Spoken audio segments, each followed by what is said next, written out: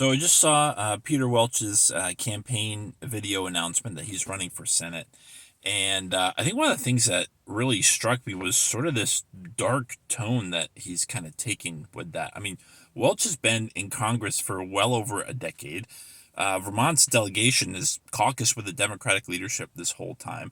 Democrats control the U.S. House, the U.S. Senate, the presidency, and Peter Welch is talking about our imperiled democracy. If our democracy is imperiled, I think it begs the question, whose leadership brought us there? The problem I have is he's already making the case for us Vermont Republicans that Vermont and America need new leadership, not the same old, same old. Welch is already following a national campaign model where he's trying to win votes by motivating people with fear. And Vermonters want and they expect something better of our U.S. Senator. Welch does not represent the new generation that Senator Leahy said should replace him.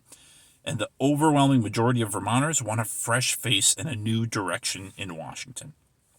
Some of the things that Welch said are his priorities, like Medicare for All, are ideas that were already rejected by the Governor Shumlin almost 8 years ago when it was called single payer.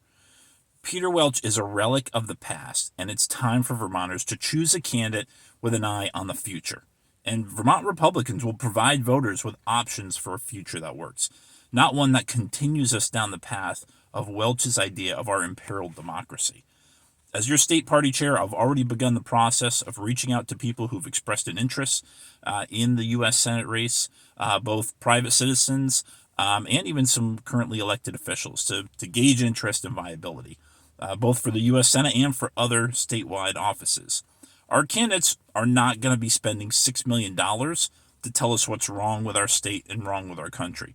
But instead, we're going to provide a hope for a better future, one that works better than the life we're all living now under the control of Joe Biden and the Democrats.